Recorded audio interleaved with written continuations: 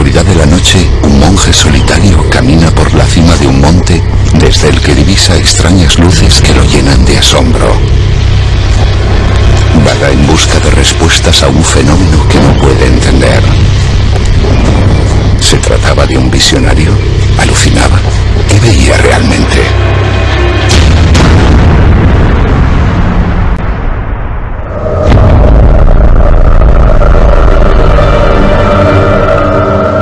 Desde tiempo inmemorial se sabía que aquel monte era sagrado. Pero a partir de las visiones del ermitaño, adquiría una nueva dimensión. Aquellas luces señalaban un lugar mítico lleno de leyendas que aún hoy se intentan desvelar. La luz es la clave de todo, y el universo siempre nos está enviando señales. Muchas veces la manera de interpretar estas señales ha llegado a cambiar el curso de la historia. Hemos observado las estrellas durante millones de años. Se han sucedido guerras. Han nacido y han perecido civilizaciones, culturas y religiones.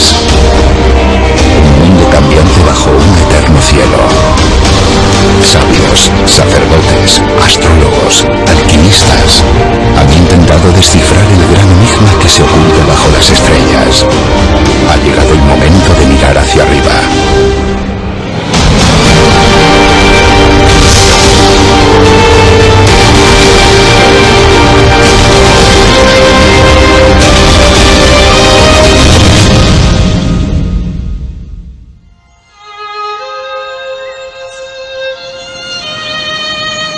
Existen lugares fascinantes, espacios naturales cargados de energía, escenarios de leyendas y mitos.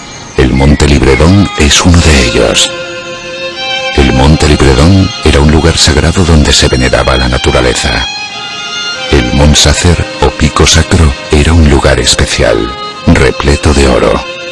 Por algún motivo estaba prohibido tocar este metal precioso con hierro.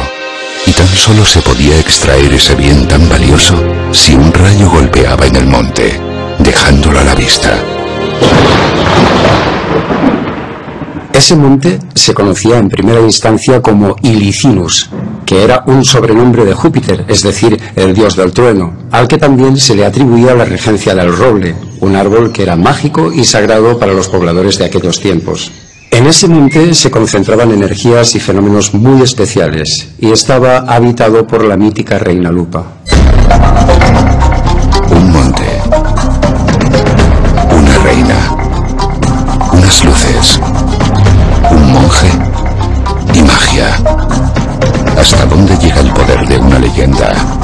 ¿Podría perdurar en el tiempo y guiar a millones de almas hasta un mismo lugar? ¿Mito o realidad? Los mitos son indestructibles y se renuevan constantemente. Cada cultura y cada religión los adapta según sus intereses. ¿Es esto lo que hizo el cristianismo en este caso?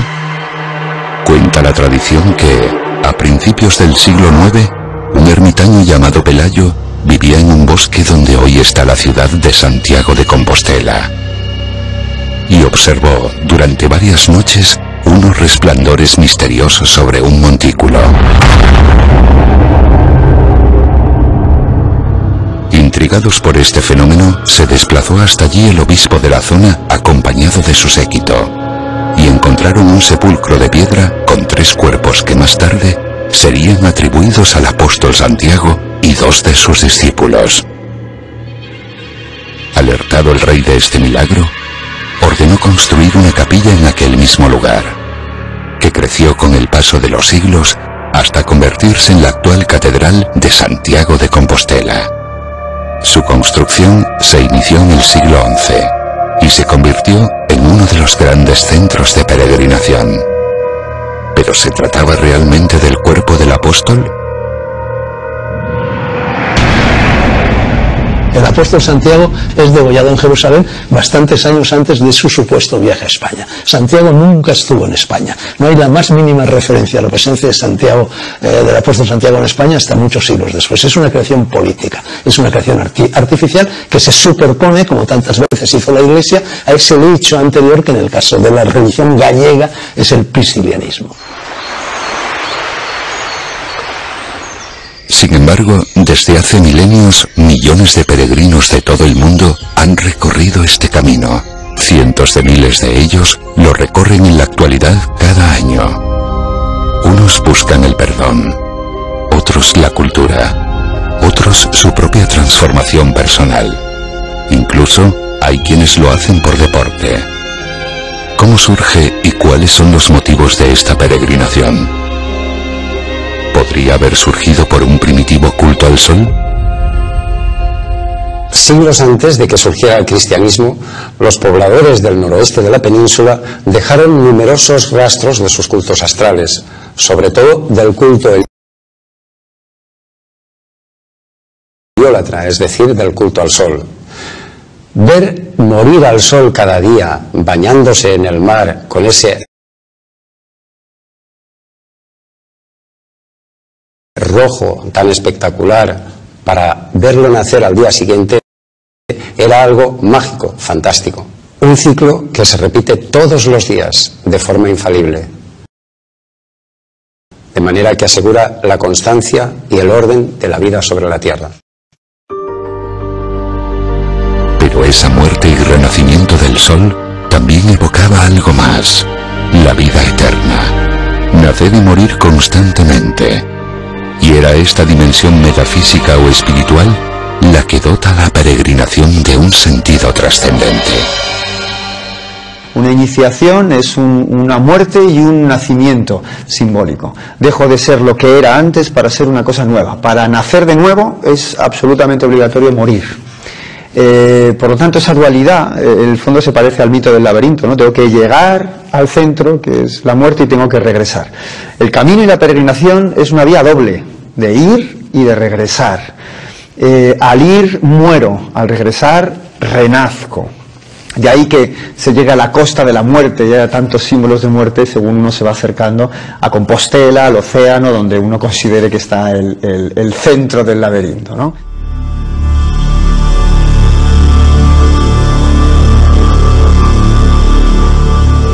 En el extremo norte de la península está el lugar más al oeste del mundo, conocido hasta entonces para Occidente. Finisterre, como bien dice su nombre, representa el fin de la Tierra. ¿Podía haber algún lugar mejor en el mundo para contemplar ese momento dramático de la muerte del astro rey y tan mágico como para hacerlo con la promesa de volver a nacer al día siguiente? El Camino de Santiago no acababa en Santiago. Ese camino acababa en 3 puntos posibles. Uno era Finisterre, la zona de San Guillaume, el Arasolis, otra era Muxía y otra era Noya. Había más gente que quería continuar. ¿Por qué? Porque para ellos era de vital trascendencia llegar hasta el mar, llegar hasta ese punto donde la tierra se termina, donde empezaba el mar tenebroso, donde el sol se ponía cada tarde y donde tenía ese carácter místico, astrológico, astronómico importantísimo, y de ahí que se llamara Finisterre, el fin de la tierra. Se pensaba que más allá estaba eso, lo desconocido, lo peligroso, la oscuridad. El Camino de Santiago es anterior a Santiago. Por supuesto, es anterior a la construcción que se ha hecho, sin lugar a duda, pero vamos, esto ya no es ni siquiera es una conjetura, es objeto de investigación y todo el mundo sabe del famoso Arasolis que estaba en Finisterre y de esas peregrinaciones espontáneas que muchas culturas distintas estaban haciendo en ese lugar y en lugares semejantes. El apóstol Santiago fue decapitado por Herodes. Sin embargo, según cuenta la leyenda, sus discípulos habrían dispuesto su cuerpo sobre una barca de piedra y lo habrían llevado hasta Galicia para enterrarlo allí, donde supuestamente había estado antes ejerciendo el apostolado. Pero, ¿y si esta historia no fuera real? ¿A quiénes podrían pertenecer los 3 cuerpos encontrados en aquella tumba? Algunos indicios apuntan a que sería el cuerpo de Prisciliano y 2 de sus discípulos. Prisciliano es sentenciado a muerte, la primera condena a muerte por un delito de opinión, como lo era desde el punto de vista de la Iglesia oficial. En fin, las ideas de Prisciliano es Prisciliano. Y entonces los discípulos de Prisciliano recogen el cadáver de Prisciliano y a lo largo de lo que fue seguramente la primera peregrinación jacobea, ¿no?, por todo el litoral del País Vasco, Asturias, Cantabria, Castilla, etcétera, traen los despojos de Prisciliano y le dan sepultura en ese pico sacro, en ese lugar de Santiago de Compostela. Y alrededor de esa sepultura de Prisciliano pues se crea un lugar de culto, un lugar de culto, un lugar de culto. ¿Qué podría enseñar Prisciliano que molestase tanto a la Iglesia? A Prisciliano le interesaba tanto la sanación del alma como la del cuerpo, y por eso practicaba las bondades de la melotesia y las enseñaba, que era una rama a caballo entre la medicina y la astrología, según la cual cada miembro del cuerpo correspondía a un signo del zodiaco. Además, consagraba las cosechas a la luna y al sol.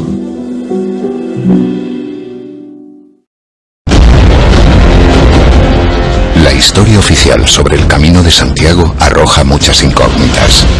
Una de ellas es precisamente la aparición fortuita del apóstol justo cuando el cristianismo más necesitaba esa figura milagrosa en el norte de España. ¿Se inventó esta leyenda para combatir la invasión musulmana? ¿Santiago o Prisciliano? Dos mártires. ¿Cuál de ellos está enterrado en la catedral?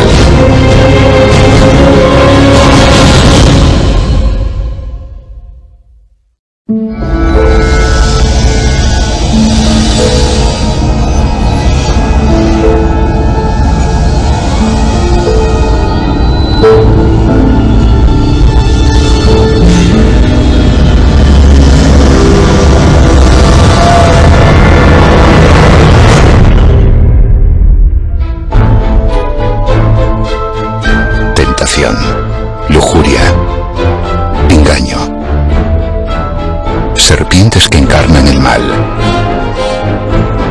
Multitud de imágenes a lo largo de la historia evocan el origen del pecado en forma de serpiente, un símbolo que el cristianismo condenó asociándolo al mismísimo diablo, y sin embargo está presente a lo largo de todo el camino.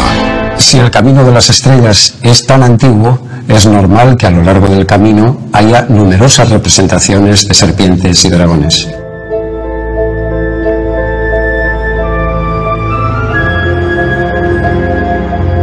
Mensajes escritos en piedra, angelicales los unos, profundamente inquietantes los otros. Uno de esos símbolos es omnipresente. Desde las primeras civilizaciones, todo movimiento cíclico se asoció a serpientes y dragones por dos motivos fundamentales: por su cambio de piel, por su muda de piel, y por sus movimientos ondulatorios, que se asocian al movimiento de los astros y por tanto al cosmos.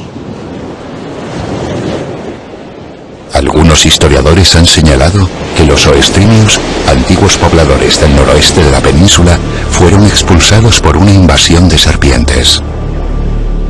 ¿Es posible que una invasión de serpientes pudiera expulsar a unos pobladores?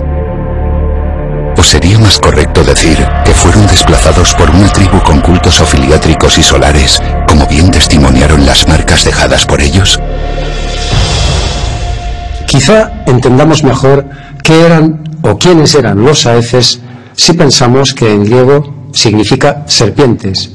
¿Cómo un pueblo se podía llamar serpientes? Y es que era un pueblo que rendía culto al ciclo astral o a los ciclos del cosmos, puesto que la serpiente entonces, y para muchas culturas, representaba el conocimiento por un lado y el movimiento de los astros por otro. Estos eran los saeces, un pueblo que trajo la cultura por los astros y el estudio de los astros al noroeste de España. Una de estas tribus celtas eran los nerios, habitantes de Finisterre y protegidos por el astro rey, la estrella escura, y donde se levantaba el Ara Solis para solicitar los favores del sol. El propio Camino de Santiago es un camino ritual precristiano, creemos, ¿eh? Entonces, ¿a dónde se movía y por qué se movía? Pues era un camino en relación con la Vía Láctea y iba a un final que era un templo solar, un templo donde se ponía el sol, el último lugar de Europa, que era la Ara Solis, que algunos sitúan que estaría sobre la tumba de San Guillermo.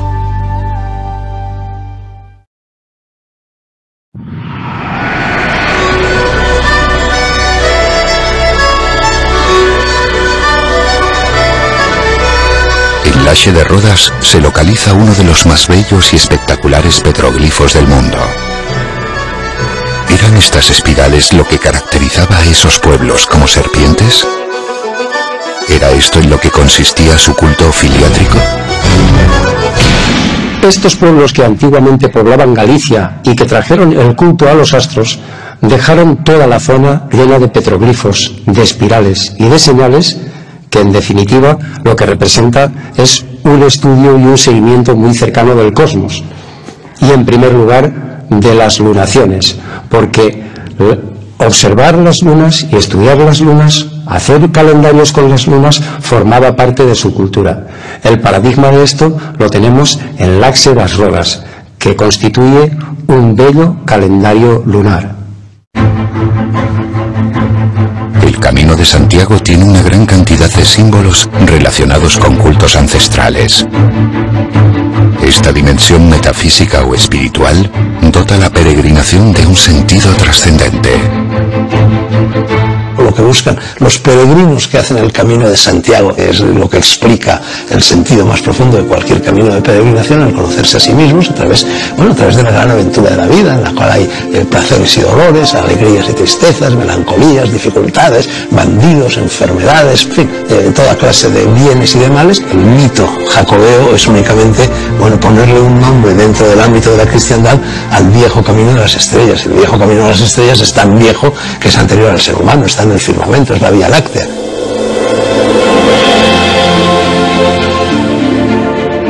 También la Vía Láctea, a la que se asocia el camino, parece una descomunal serpiente cósmica. Pero, ¿qué es la Vía Láctea?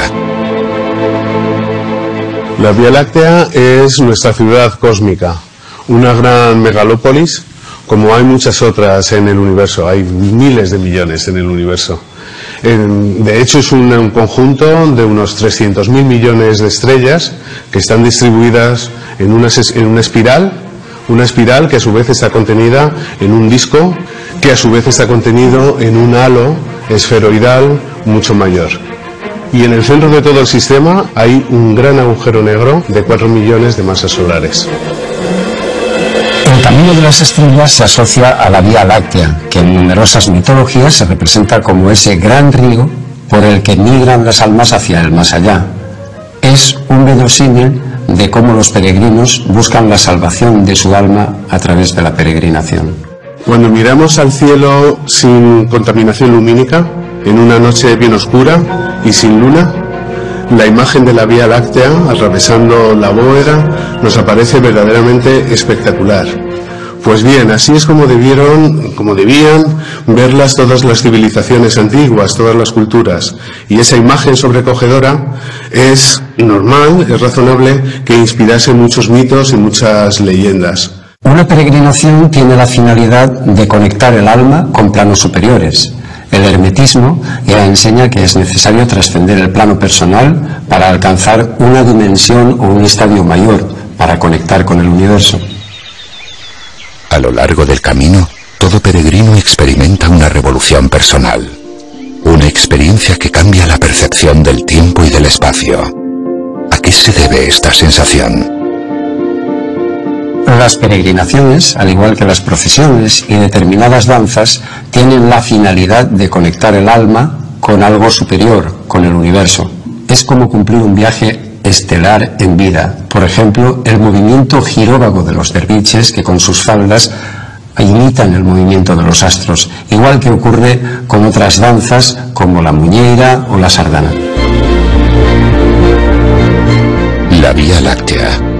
Las serpientes y los numerosos petroglifos del camino nos recuerdan que, al peregrinar, estamos imitando a los astros y, por tanto, acercándonos a ellos. Pero no son las únicas señales. El camino de las estrellas está lleno de simbolismo que ayuda a realizar ese viaje iniciático esta ruta representa. Caminando no hay problema, el dinero viene y va, la vida es pasajera, Puentes, posadas, iglesias, cruces de caminos. A un lado y a otro, diferentes símbolos y señales establecen un diálogo constante con los caminantes. Paso a paso, el peregrino se aventura a cruzar un largo itinerario para reencontrarse consigo mismo y con su propio destino.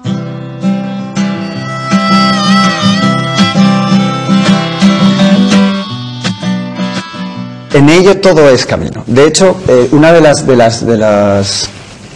grandes tesoros del Camino de Santiago es que en cuanto lo haces se despierta el pensamiento, se despierta la imaginación y sobre todo se despierta una faceta que el hombre del siglo XXI tiene muy olvidada, que es su pensamiento poético y simbólico, que es el mismo. Con lo cual, no es que ya haya unos símbolos diseñados, es que para el propio peregrino todo, igual que en la Edad Media, se convierte en un símbolo.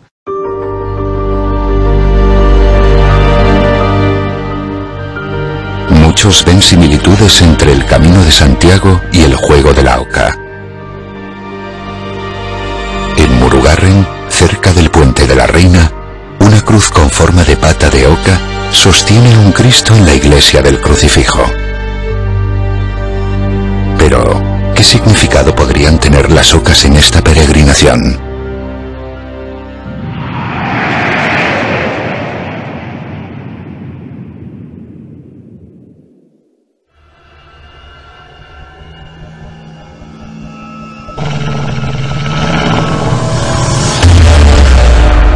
La Sierra Burgalesa de Montes de Oca era un lugar poblado por lobos y forajidos.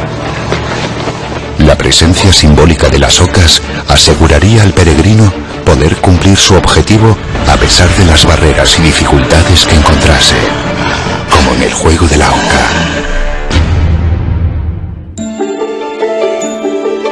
El tablero sería el camino, las fichas sería el peregrino. Pues está representando un poco lo que es el peregrinaje de la persona que quiere llegar al centro, que en este caso sería la Catedral de Santiago de Compostela. No es casual el que haya 13 ocas. ¿Por qué? Porque en el Codex Calistino, por ejemplo, que sabes que es el primer libro de peregrinos, hay 13 etapas, hay 13 ocas. Además hay puentes, pero es que había dos santos constructores, dos pontífices, es decir, dos hacedores de puentes, que serían los dos puentes originales que estaban en el juego de la oca. Incluso en la casilla 58, que es la muerte, si sumamos 5 y 8 nos da 13, que en el tarot es la carta de la muerte. Y no pasa nada, sencillamente eres tú el que no estás preparado para llegar al final o llegar a buen puerto. Esta abundancia de símbolos y señales a lo largo del camino da pie a muchas interpretaciones. Nada es casual en el camino de las estrellas.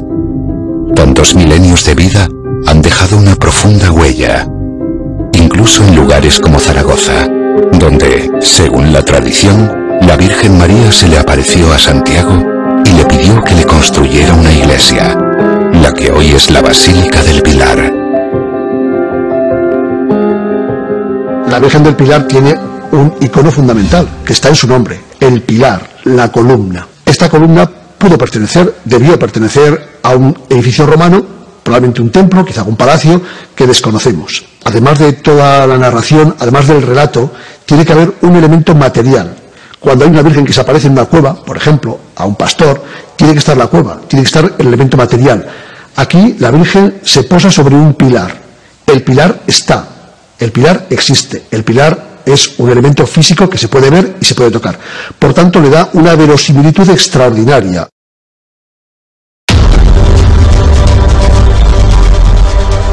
¿Hasta qué punto las catedrales han servido para cohesionar el camino? La catedral es un microcosmos, donde se representan toda una serie de elementos, desde el poder de la Iglesia hasta las propias circunstancias vitales de la sociedad de ese momento. Los artesanos, los militares, los soldados, los comerciantes, el pueblo llano, todo está ahí, los milagros. Son también verdaderos libros donde a través de la iconografía, bien sea en forma de pinturas o en forma de esculturas o en las propias vidrieras, aparecen historias. La catedral también servía para que los peregrinos pasaran la noche. Hay catedrales, iglesias de peregrinación que tienen una serie de triforios, unas tribunas elevadas, donde la gente dormía por la noche, porque era la única posibilidad de poder acoger bajo un tejado, bajo un techo, a tantos peregrinos. Sin embargo, todas las catedrales del camino encierran algún misterio. Un portento o un simbolismo poderoso que suele permanecer oculto a los ojos de todo el mundo.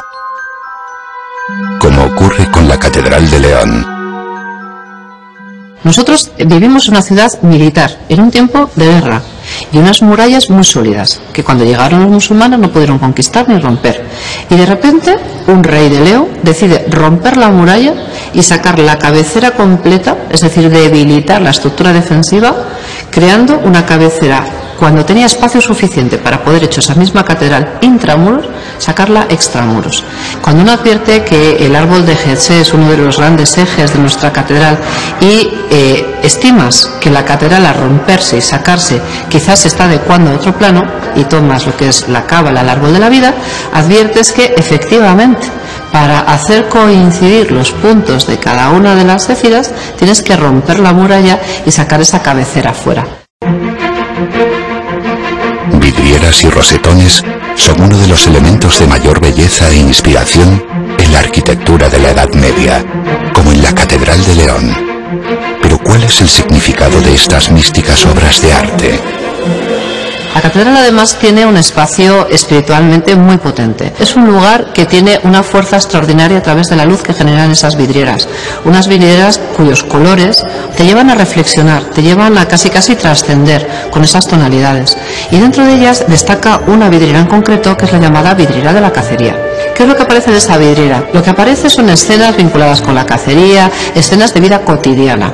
Incluso hay quien dice que hay que vincularla con el famoso trivium y quadrivium, que era el culmen de los saberes, de las artes liberales durante la Edad Media.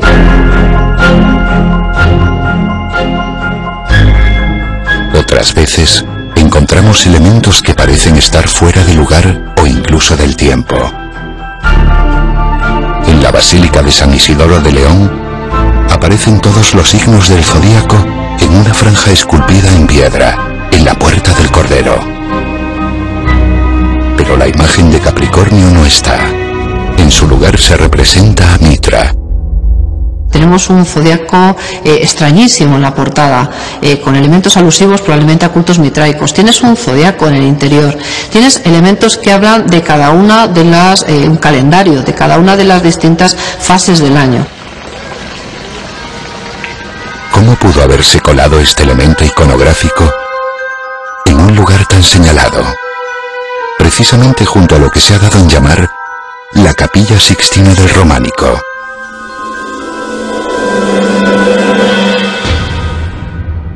Mitra era el dios en cuyo honor los romanos celebraban el Sol Invictus el 25 de diciembre y que luego fue sustituido por el nacimiento de Jesús.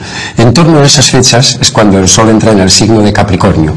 Quien fuese el que colocó ese signo en este lugar sabía perfectamente lo que estaba haciendo. Estaba rindiendo honores o culto a Mitra en un tiempo en el que hacía muchos siglos que el culto mitraico había sido erradicado.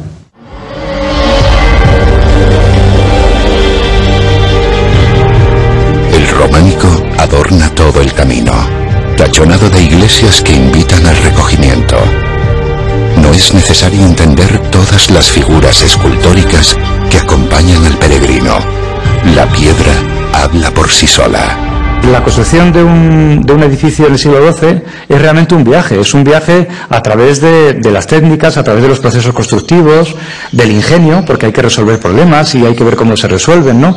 Entonces, en realidad pertenece a algo que podríamos llamar la experiencia humana. Quizá la piedra lo que nos da es sensación también de durabilidad, que eso es algo que siempre nos ha preocupado mucho a los humanos, ¿no? Lo de durar, incluso durar más allá de la muerte.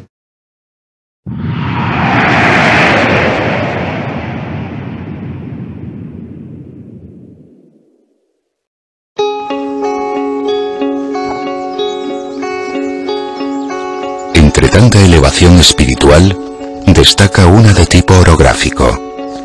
La cruz de hierro corona el punto más alto del Camino de Santiago. Cada peregrino deja una piedra con su nombre y un mensaje. Infinidad de historias levantan un montículo a los pies del monumento. Representan su esfuerzo, la carga que dejan atrás al hacer la peregrinación. La costumbre era que en ciertos sitios del camino, la persona que iba por allí aprovechando la calzada, el camino tal, de vez en cuando llevase una piedrecita y la fuese amontonando en esos hitos que eran esos altarcillos dedicados al dios Mercurio. Esos altares de Mercurio, o tiempo después la cruz de ferro, servían para consolidar hitos en lugares complicados que siguieran sirviendo para trazar el camino, para no perder la senda en un momento en el que a lo mejor, pues por inclemencias del tiempo, por lo que fuera, se pudiera desaparecer, ¿no? La cruz de ferro de Foncebadón está absolutamente viva esa costumbre. Normalmente los peregrinos ya llevaban su piedra, algunos lo traen de su país o su territorio de origen, otros la cogen por el camino y cuando llegan ahí la tiran y acaban formándose un montículo.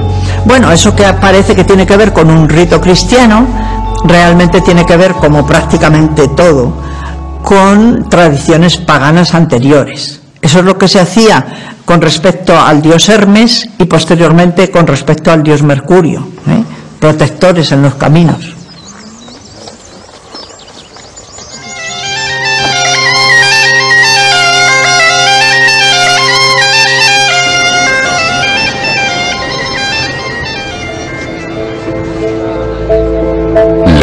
Catedral de Santiago también esconde símbolos tan desconcertantes como esa especie de monstruo que hay en la base del parteluz del Pórtico de la Gloria.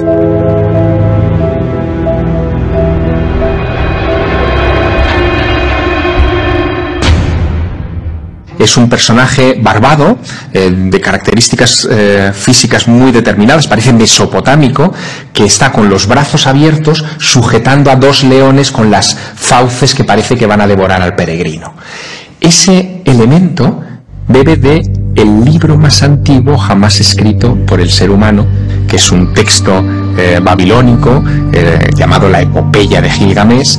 Pero claro, el problema es que nosotros la Epopeya de Gilgamesh la descubrimos en el siglo XIX.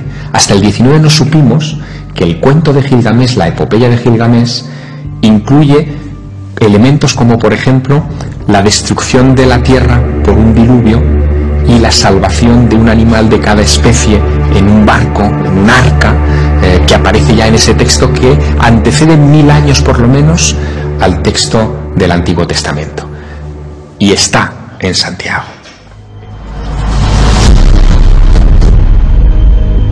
Incluso el propio Santiago es un poderoso símbolo del camino. ¿Qué esconde su mito? El apóstol, el peregrino y el caballero, ¿no? Que ya nos está diciendo algo, como que tres. ¿Es uno o son tres? Y además están absolutamente opuestos. Uno que camina, que busca, el que estudia, el que reza y el que hace, ¿no? El que ejecuta. Inmediatamente nos lleva a dioses triples, ¿no? De la antigüedad, a los Hermes, a los Mercurios, a los Tot, a los Trimegistos, ¿no? A los 3 veces maestros.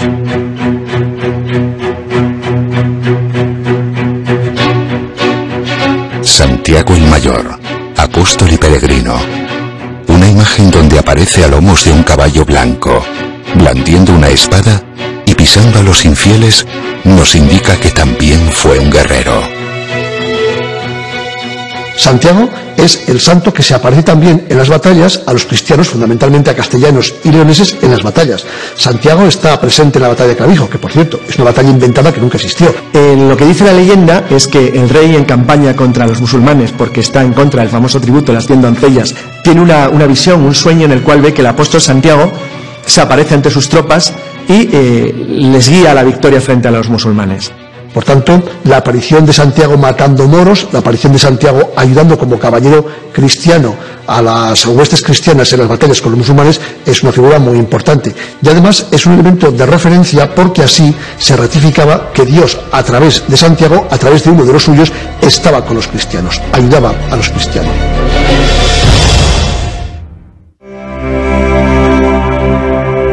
Si el hábito hace al monje, también lo hace al peregrino, que se identifica con unos habituales bártulos como el bordón y la vieira. El bordón, ¿no? La calabaza, el sombrero, el bordón como guía, como compañero, y además que mide lo mismo que el peregrino, y la permanente conexión con lo de arriba y con lo de abajo, porque es el eje vertical, es el árbol de la vida, la vieira de la que tantísimo se ha hablado, que es un símbolo de Venus, entre otras muchas cosas, pero que la propia forma de la vieira, ¿no?, indica todas esas líneas que se unen en un punto, ¿no?, como símbolo de muchísimas cosas, pero de centro, de camino, de llegada, de centro del laberinto, y además esa vieira que testimonia que se ha llegado, porque la vieira la llevaban los que volvían. Como es arriba es abajo, un antiguo axioma hermético que todo caminante tiene en mente. El camino de las estrellas está lleno de símbolos a ras de suelo, muchos de ellos esculpidos en piedra, pero también el cielo nos ofrece claves para la transformación personal, invitando a elevar la mirada y el espíritu. La peregrinación es una dialéctica constante entre el microcosmos y el macrocosmos. A veces hay que alejarse de las cosas para verlas desde otra perspectiva y poderlas entender. Macrocosmos, lo de arriba, el universo, lo espiritual, lo lejano. Microcosmos, lo de abajo, lo de la tierra, lo personal, lo cercano. El viejo adagio hermético de como es arriba, es abajo, viene a representar esa analogía y ese paralelismo de que todo interactúa y de que somos un reflejo de todo cuanto ocurre en los cielos. Si una hormiga, por ejemplo, se decide a escalarnos, a nosotros, a una figura humana, irá trepando por el pie, irá trepando por la pierna, irá subiendo y podrá llegar a los hombros, podrá llegar a la cabeza y podrá recorrernos de una parte a otra y bajar por el otro lado. Pero nunca llegará a entender que formamos parte de un todo. Sus pequeñas dimensiones no le permiten entender qué es el concepto global de la figura humana. Esto es lo que nos pasa a nosotros con el universo. Al igual que hay símbolos en la tierra, también hay símbolos en el cielo a lo largo de todo el recorrido. La cruz es un poderoso y omnipresente símbolo que el peregrino encuentra por doquier. ¿Podría tener su parangón en otra cruz invisible en el cielo que contuviera la esencia del camino? Los 4 signos mutables del zodiaco, Géminis, Virgo, Sagitario y Piscis, representan los cambios de una estación a la siguiente, un símil de la transformación que hace el peregrino a lo largo del camino.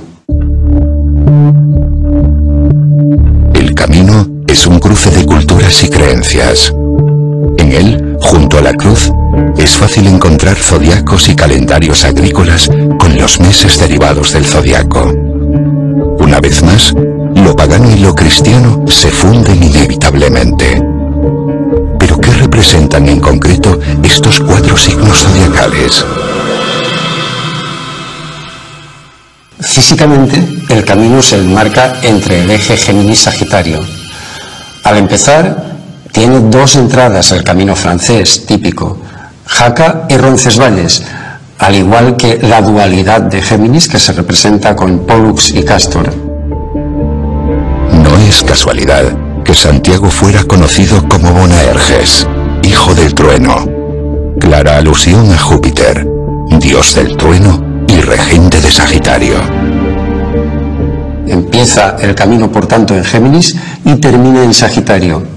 Curiosamente, este eje es el eje que representa los viajes, y más aún, estas constelaciones de estos signos, de Géminis y Sagitario, son precisamente los que enmarcan la Vía Láctea, es decir, el camino de las estrellas, que es el otro nombre que recibe esta peregrinación.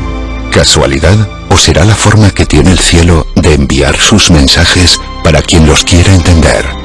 Si el eje Géminis-Sagitario muestra una relación con el mapa del camino, ¿qué nos muestra el eje Virgo-Piscis? En cambio, el otro eje mutable, el de Virgo-Piscis, que es precisamente el eje que rige el cristianismo, también representa la famosa regla monástica de ora et labora. Por un lado tenemos a Virgo, que representa el orden, la pulcritud, el detalle, el trabajo cotidiano del día a día, la atención a la vida cotidiana en suma. Por otro lado tenemos a Piscis, que representa la trascendencia, la fe, los símbolos religiosos, los monasterios, las iglesias que hay a lo largo del camino. ¿Puede esta cruz zodiacal ayudar al peregrino a realizar su compleja tarea de transformación? Estos 4 signos mutables son muy importantes para el peregrino, porque debe aprehenderlos para mejorar su vida y para alcanzar esa trascendencia que hace con la peregrinación. Por un lado, el eje Virgo-Piscis, que indica que hay que tener fe en la vida, pero basándose en el trabajo del día a día, de lo cotidiano. Por otro lado, el eje Géminis-Sagitario, que representa que uno tiene que empezar a andar su propia vida, su propio camino, su propio microcosmos, para alcanzar ese macrocosmos a través de objetivos.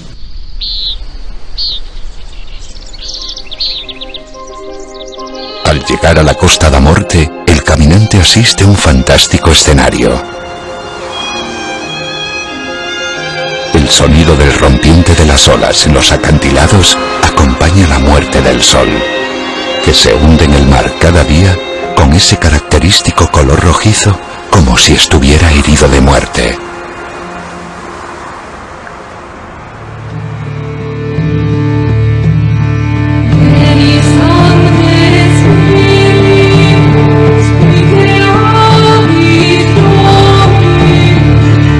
La antigüedad del camino y los diferentes cultos que acogió recuerdan al peregrino su encuentro con el destino, su renovación y superación personal.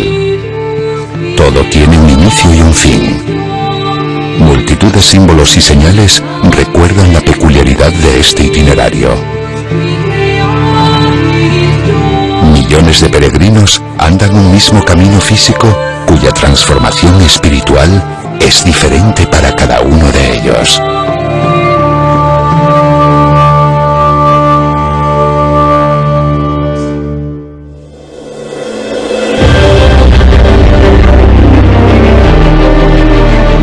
Cuenta la tradición que fueron unas extrañas luces las que dieron a conocer el camino, unos resplandores que en la oscuridad de la noche anunciaron la localización del sepulcro de Santiago el Mayor.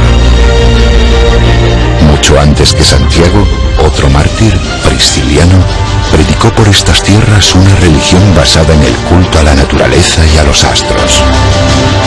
Prisciliano o Santiago, 2 mártires que dieron su vida por sus creencias, decapitados, trasladados después de muertos al lugar donde difundieron su fe. Son muchos los símbolos que aún perduran a uno y otro lado de esta ruta. Serpientes, espirales, signos del zodiaco, cultos al sol, elementos que asumió el cristianismo para imponerse como fe verdadera frente al priscilianismo y frente al islam. El camino de Santiago no finalizaba en la tumba del apóstol ni nació con el cristianismo. Es un camino paralelo a la Vía Láctea, una peregrinación que se ha mantenido viva durante miles de años y en la que solo ha cambiado la forma. Su objetivo siempre ha sido la transformación personal, esfuerzo, redención, salvación y renovación.